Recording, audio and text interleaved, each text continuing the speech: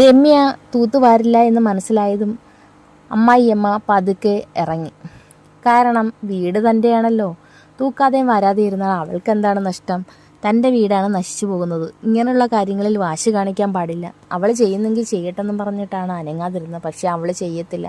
അവളിപ്പോൾ കൂടുതൽ ശക്തിയായിട്ട് വരികയായിരുന്നു. വന്ന സമയത്ത് ഒരു പാവത്തിൻ്റെ കണക്ക് ഇരുന്നതാണ്. ഇപ്പോൾ അവൾ എല്ലാത്തിനും പ്രതികരിക്കാൻ തുടങ്ങിയിരിക്കുന്നു. പതുക്കെ അവർ ചൂല് കൊണ്ടുവന്ന് എല്ലായിടവും തൂത്തുവാരി. പാത്രങ്ങളെല്ലാം അതേപോലെ കിടക്കുന്നു. അതും അവൾ കഴുകിയിട്ടില്ല. ഇനി അവളെ കൊണ്ട് ജോലി ചെയ്യിക്കാമെന്ന് നടക്കുന്ന കാര്യമല്ലെന്ന് അവർക്ക് തോന്നി. പതുക്കെ അവർ കഴുകി. മകൾ അടുക്കളയിൽ വന്ന് കറങ്ങിയെങ്കിലും ആ പാത്രങ്ങൾ അവിടെ കിടന്നിട്ട് അവളും കഴുകിയില്ല. അവൾ പണ്ടേ ഒരു മടിച്ചിയാണ്. തൻ്റെ വിധി. അവർ പാത്രങ്ങളെല്ലാം കഴുകി ഒന്നൊന്നായി വെച്ച് അടുക്കള മുഖം തൂത്ത് തുടച്ച് വൃത്തിയാക്കിയിട്ടു.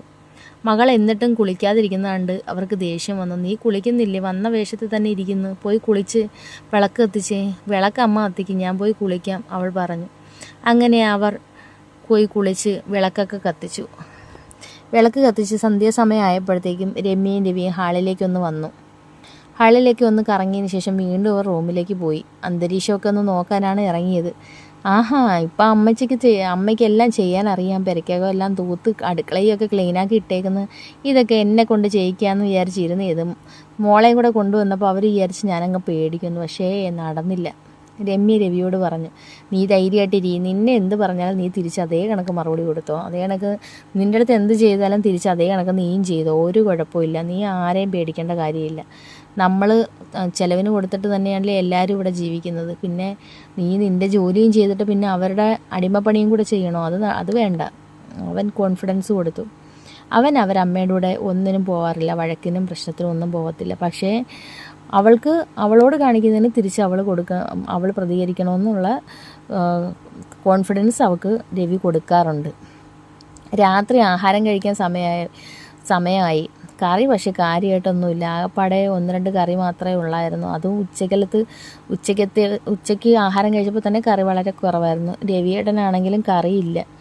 എനിക്ക് ഈ കൊച്ചിനെ ഇട്ടിട്ട് അടുക്കളയിൽ കയറി വേവിക്കാനും പറ്റത്തില്ല. ഞാൻ അടുക്കളയിൽ കയറി വേവിക്കാൻ നിന്ന് കഴിഞ്ഞാൽ പിന്നെ അവർക്ക് ഒട്ടും ജോലി ചെയ്യാനുള്ള ഒരിത് കാണത്തില്ല. പിന്നെ അതും കൂടെ ഞാൻ ചെയ്യണം. എന്നാൽ കൊച്ചിനെ ഒന്ന് നോക്കുമോ? അതും ഇല്ല. കൊച്ചിനെ നോക്കി അടുക്കള ജോലിയെങ്കിലും ചെയ്യാം. ഇത് കൊച്ചിനെയും ഞാൻ നോക്കണം, അടുക്കള ജോലിയും ഞാൻ ചെയ്യണം.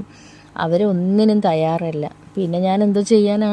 രവിയോട് അവൾ പറഞ്ഞു, കറിയൊന്നും ഇല്ല. അമ്മ എന്നോട് മത്സരിച്ച് ഒന്നും വെച്ചിട്ടില്ല.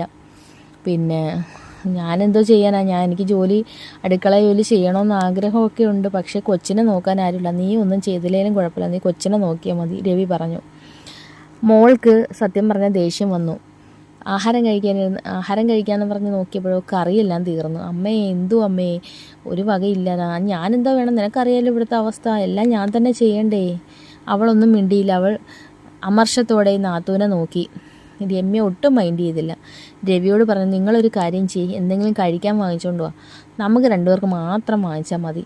ഇവരെ എങ്ങനെയെങ്കിലും ഒന്ന് മര്യാദ പഠിപ്പിക്കാൻ പറ്റുമെന്ന് ഞാനൊന്ന് നോക്കട്ടെ. അപ്പോൾ തന്നെ രവി ഡ്രസ്സും ഇട്ട് ഇറങ്ങി കടയിൽ പോയി പൊറോട്ടയും ചിക്കനും വാങ്ങിച്ചുകൊണ്ട് വന്ന് അവർക്ക് 2 പേർക്ക് മാത്രം ഉള്ളത് എടുത്ത് അവർ കഴിച്ചു.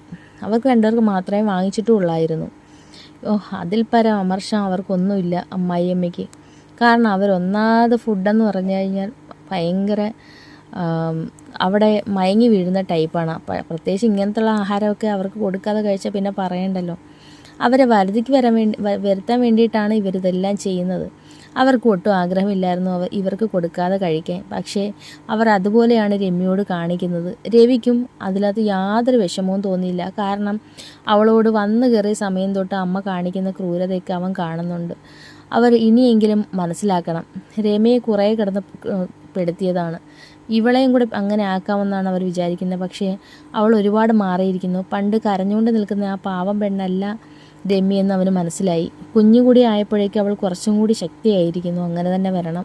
ജീവിതമാകുമ്പോൾ എല്ലാ പ്രതിസന്ധികളെയും നേരിടാനും കൂടി പഠിച്ചിരിക്കണം, അവൻ മനസ്സിൽ വിചാരിച്ചു. അങ്ങനെ അവർ 2 പേരും ആഹാരം കഴിച്ച് അവർ കഴിച്ച പാത്രം രമ്യ കഴുകി വെച്ചിട്ട് റൂമിലേക്ക് വന്നു.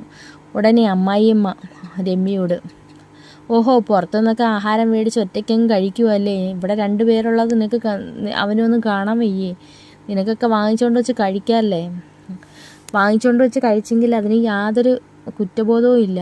ഇവിടെ ആഹാരം അമ്മയ്ക്ക് വയ്ക്കാൻ വയ്യാഞ്ഞിട്ടല്ലേ? ഒന്നുകിൽ കൊച്ചിനെ നോക്കണം, ഞാൻ വയ്ക്കാം. അതും ചെയ്യത്തില്ല. ആഹാരവും എനിക്ക് വയ്ക്കാൻ പറ്റത്തില്ല. കൊച്ചിനെ നോക്കും, അതും ചെയ്യത്തില്ല. അപ്പോൾ പിന്നെ ഞാനെന്താ വേണം? മാത്രമല്ല വായിൽ നിന്ന് വരുന്നതോ നല്ലതുമല്ല. പിന്നെ ഞങ്ങൾക്ക് ഇങ്ങനെയൊക്കെ പറ്റൂ. അമ്മ ഞങ്ങളോട് ഇങ്ങോട്ട് ഇങ്ങനെയല്ലേ കാണിക്കുന്നത്, അപ്പോൾ തിരിച്ച് ഞങ്ങൾ അങ്ങോട്ട് ഇങ്ങനെയാണ് കാണിക്കുന്നത്. ഇപ്പോൾ അമ്മയ്ക്ക് വേദനിക്കുന്നുണ്ടോ? അവളിങ്ങനെ ചോദിച്ചു. അവർ ഒന്നും മിണ്ടിയില്ല. അവൾ അതിനുശേഷം റൂമിലേക്ക് വന്ന് രവിയോട് പറഞ്ഞു, നിങ്ങൾ അമ്മയ്ക്ക് പൊറോട്ടയും ചിക്കനും കൊടുക്കാത്തതിൻ്റെ കേന്ദ്രമുണ്ട് കേട്ടോ. എന്നെ കണ്ടപ്പോൾ 2-3 ഡയലോഗ്, ഞാനും തിരിച്ച് അതുപോലെ ഡയലോഗ് അങ്ങോട്ടും അടിച്ചു കൊടുത്തു. അപ്പോൾ പിന്നെ മിണ്ടാട്ടമില്ല. കുഴപ്പമില്ല, നീ ധൈര്യമായിട്ട് പറ, രവി പ്രോത്സാഹിപ്പിച്ചു. അതിനുശേഷം കൊച്ചിനെ കൊഞ്ചിക്കുന്നത് തുടർന്നു. രമ്യയും കൂടെ അടുത്ത് വന്നിരുന്നു കൊച്ചിനെ കവിളിലും ചുണ്ടിലുമൊക്കെ ഉമ്മ വെച്ച് അവനെ ചിരിപ്പിക്കുകയും ഇക്കിളാക്കിയൊക്കെ ചെയ്യുന്നുണ്ടായിരുന്നു. അവർക്ക് 2 പേർക്കും ഇപ്പോൾ സമയം പോകുന്നുണ്ട്. അവൻ്റെ ആ ചിരിയും കളിയും അവർക്ക് എപ്പോഴും കണ്ടുകൊണ്ടിരിക്കണം. രവി ജോലിക്ക് പോകുന്നതേ ഉള്ളൂ. ജോലി സ്ഥലത്തിരിക്കുമ്പോഴും അവൻ്റെ ചിന്തയാണ് മനസ്സിൽ. എത്രയും പെട്ടെന്ന് വീട്ടിൽ വരണമെന്നാണ്. കാരണം ഒരു കുട്ടിയെ അവൻ അത്രത്തോളം ആഗ്രഹിച്ചിരുന്നു. ആദ്യത്തിൽ കുഞ്ഞുങ്ങളില്ലാത്തതിൻ്റെ ആ ഒരു ഇതാണെന്ന് തോന്നുന്നു. ആ ഒരു ആയുസ്സിലെ മുഴുവൻ സ്നേഹവും അവൻ ഓരോ ദിവസവും തൻ്റെ മോന് കൊടുക്കുന്നുണ്ട്. അവൻ അത്രത്തോളം അവനെ സ്നേഹിക്കുന്നുമുണ്ട്. അങ്ങനെ വീണ്ടും വീട്ടിൽ അടുത്ത പ്രശ്നം ഉണ്ടാകുന്നു. അപ്പോൾ ആ പ്രശ്നം എന്താണെന്ന് അറിയണ്ടേ? അപ്പോൾ നമുക്ക് അടുത്ത സ്റ്റോറിയിൽ കേൾക്കാം.